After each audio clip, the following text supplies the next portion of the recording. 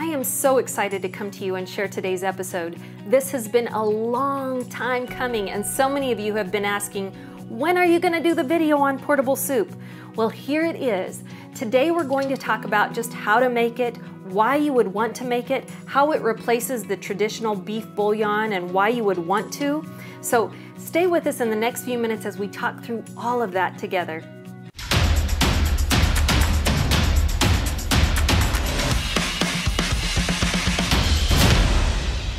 So, what is portable soup anyway? Well, it was developed clear back centuries ago before what we understood as broth that we are so used to and accustomed to even just buying in the stores. What you would want is something that is indefinitely shelf stable and could even go out with you on the trail. This was something that was used among the military, among long distance travelers, and it was very popular among people who are treating the sick, because is there anything better when you're sick and have a sore throat than sitting down with a hot steeping cup of rich broth that's so salty and meaty and hearty? It just makes it feel better very quickly.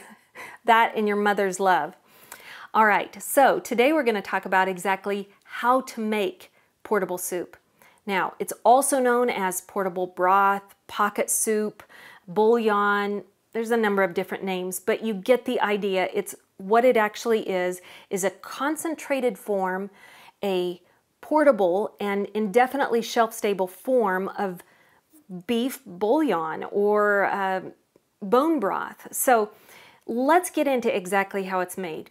Now, just to give you a forewarning, this has taken us weeks to do, and that's why on the front end I want you to know that probably the better person to go over and look at their videos on this is J.S. Townsend over at 18th Century Cooking. He has a channel, and I think he's made multiple videos on all the ways to make it and improve it and try to troubleshoot when it doesn't work out, because it's a little finicky. I'll just tell you that right now, and I had to try a couple of different times before I had success. But since I have done that, let's talk through exactly what to do to get it just right. You can see I've got it pictured here with some of my three favorite things here. I've got pemmican, I've got hardtack, and I've got portable soup. Imagine yourself trekking miles and miles, and it's a cold night and you are weary from the trail and you're ready for something hearty to eat. Would there be anything better than a big old steeping hot cup of beef broth that had actual meat in it and some type of dumplings that would go in it? And then, better yet, if you've got some dried seeds with you, like these beans I've got here, or lentils that you could carry with you, you could throw those in there. And if you could forage for some of the nearby good greens to put in it, you have got a fantastic, big, hearty meal right there for yourself with all kinds of nutrition.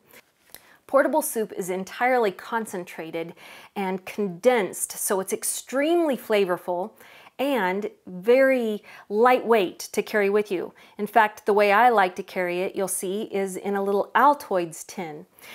But to make it, it takes a very, very long time, and that is the one downside of this whole project. So if you can be patient, that will get you a lot further than those of us who like things really, really quick. You're going to start with the boniest piece of meat that you can find, and that would be a number of different cuts of meat. Generally, beef has a great savory flavor that you're going to probably prize more than chicken, but you could do this with chicken, like the neck or the feet. But with beef, you're going to start with one of the parts like the shank, or perhaps the neck bone, the cow's feet. Oxtail is great for this. Brisket.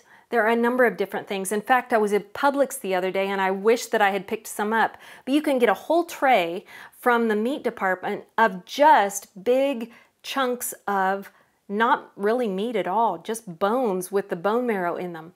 That's fantastic for what you need, because the high collagen content of the bones is actually what is going to be able to make this a thick, coagulated, concentrated mass that's going to hold its form and yet be able to dissipate in water once we add it to hot water later. So that's the importance of having all those bones. The more the better. Keep that in mind with the marrow, because that's going to infuse it with all that collagen that we need. Now, you're going to put whatever cut you choose down into the crock pot, and you're going to cover it all the way up with water, or better yet, I like to go overboard sometimes, so I actually got some beef broth and poured it over the top. If you don't have broth already or haven't purchased some, water is just fine, but cover it with the water or beef broth and then let it cook on that low temperature. And if you've got Fahrenheit, that's going to be between somewhere around 120 to 140 degrees. If you're Celsius, that's between 60 and 70 degrees Celsius. But let it cook for 12 hours, maybe as much as 24. You'll kind of know once you start poking at it and notice that the meat just has completely fallen away from the bone and it is fully cooked and just amazingly delicious smelling throughout the house. Incidentally, for our sake, if you pop on over to our video on how to make pemmican, I kind of like to use this recipe to make both at the same time. So you can use that meat to dry and then use in the making of pemmican if you like, or just eat it the way that it is right then. Before you strain the meat out, but once it has cooled completely, you're going to want to carefully skim off all of the fat that has risen to the top and kind of made a white film. But skim off that fat, all of that white fat, before you take out the meat and the bones. But you're going to strain all the meat and bones out of this, and then once you have washed the crock pot, you're going to pour all that liquid only, so strain it out and pour just the liquid only back into the pot. You're going to let it simmer on low for as long as you need to. And the reason I say that is because if you have a large cut of meat and had a lot of liquid, it's going to take longer for that to cook down.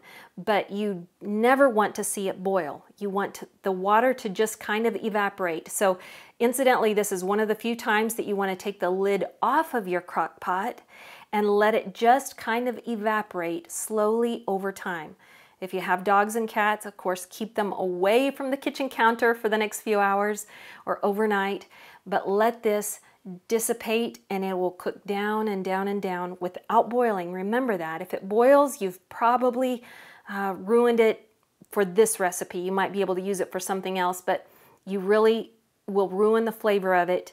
It will taste kind of a burnt, it loses the beef flavor if you've let it boil. So just let it simmer on that lowest setting and hours will pass. It will get thicker and thicker down to the bottom. And when it's ready, you'll kind of know, because if you kind of jiggle the crock pot, you'll notice it's a little bit gelatinous-like. Not a whole lot, it's still very liquidy, but if you notice that it's gotten kind of thicker and is now down to the bottom, perhaps, oh, maybe only a half an inch there at the bottom, that's when you'll want to go ahead and just turn it off and let it cool.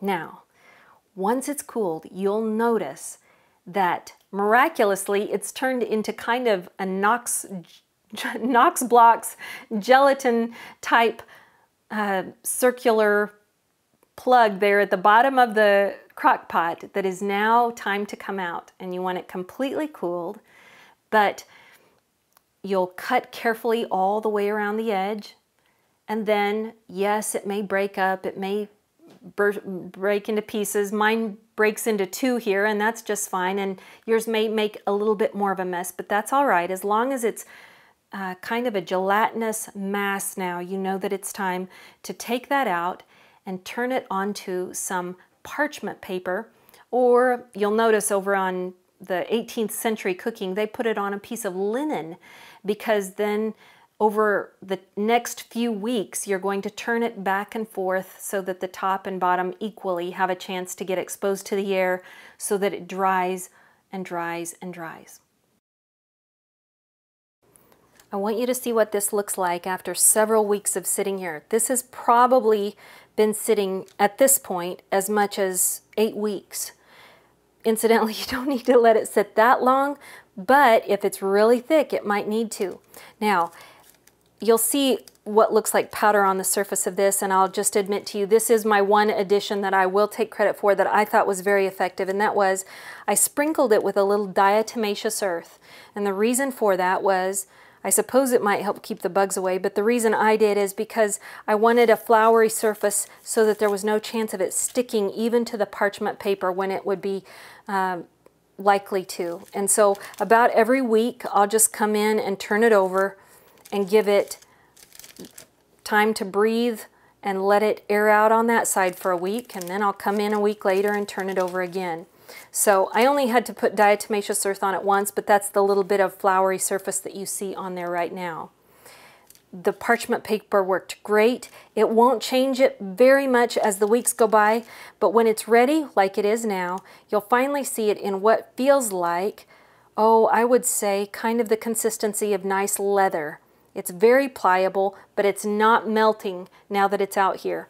Anytime you take it out, and that's kind of how I've tested it over and over each week, pull it out of the refrigerator or wherever the cool spot is that you have it stored, and give it time to warm to room temperature. And if it's at all melting, you know it still needs to dry out more. Thankfully, we have waited long enough, and 8 weeks has been the ticket to getting this just how we want. Time out, time out. I have to show you a couple of things that I absolutely got wrong in my haste that I don't want you to make the same mistake on. So let's look at these. First of all, in my desire to make this go faster, my rationale was if the beef bones with the marrow are supposed to infuse it with a high collagen content to make it become a thick mass, then why wouldn't it help if I added my own extra collagen?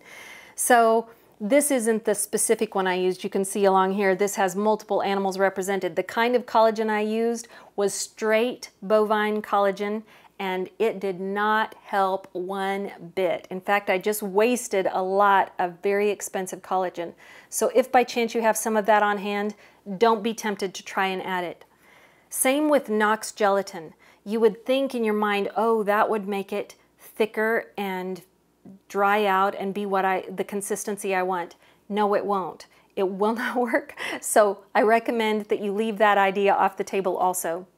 Nextly, oh my word, I learned the hard way. This is one of my failed attempts where I put it on wax paper instead of parchment paper. Now, this wax paper will probably never come off. It is glued on, and thankfully the batch was ruined anyway, but it didn't help it any that I attached it to wax paper, because I will have to soak that in water and still there will be wax vestiges left on the bottom of this. So don't do what I did and use wax paper thinking it will come off.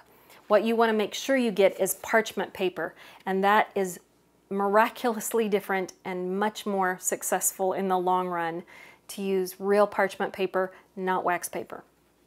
All right. Nextly, if you let it cook too long, this example is another one where I let it cook too long. I thought if I just leave it in there a little bit longer, it'll get thicker on its own, so I won't have to wait as long for it to dry once I take it out.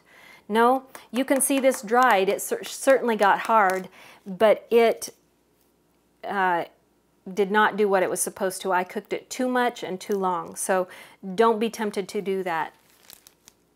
Also, lastly, while I'm here, I just wanted to show you this. You can get the little beef cubes, bouillon cubes, or packets like this. In fact, these very packets were some that were in my bug out bags and get home bags that I had when I'm out and about. But incidentally, the salt in them over time starts eating through the little foil liner that's inside there.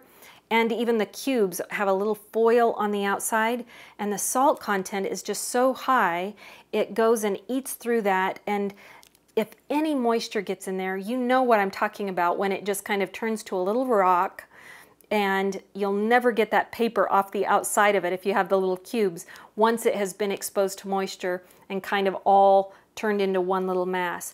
And these, incidentally, got little tiny pin type holes in them from being in the heat and the salt just working its way through. So that's another good reason why we're making the portable soup, to take the place of these in our bags that we carry with us. If you're like me, you're always looking for shortcuts, and I can promise you, I've tried several, and I can promise that they don't work on this specific recipe. For instance, you cannot let it get into a dehydrator where it would be exposed to any heat at all.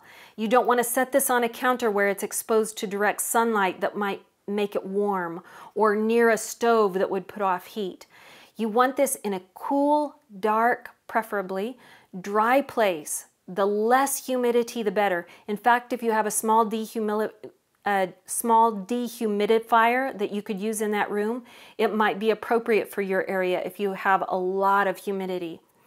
But what you're trying to do is wick out that moisture, the last of the moisture of this, until it's completely turned into a wonderful dried mass that's almost like leather. It's like very thick leather, and so it's very pliable. But that is when we know, okay, it's finally ready for us to cut up into small pieces to equal, somewhere roughly about a tablespoon worth of broth with each cut that you make. Once I have it all packed tightly and nice, I'll go ahead and slip in a little moisture absorber and tuck in that wax or that parchment paper. And I have got a delightful little tin full of the most delicious and savory portable soup. There you have it. I know it seems a little convoluted, and it might take a try or two before you get it just the way you want it, but it is so worth the effort. I'm thankful that I went and ruined a couple of batches before I got it just right.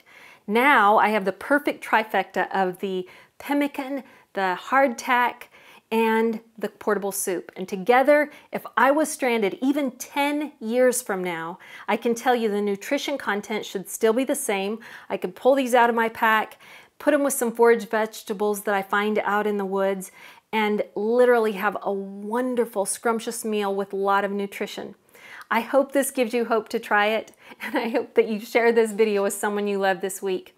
Until I see you again, and until we make the video where we put this all together and show you how to cook it over the campfire, share this video with someone you love, and take just a minute to subscribe and hit the bell if you haven't already.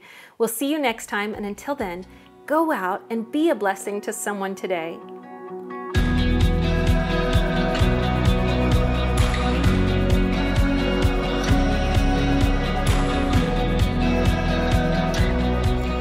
Hey, before you go, I want to share with you a couple of verses out of the 43rd chapter of the book of Isaiah in the Holy Bible.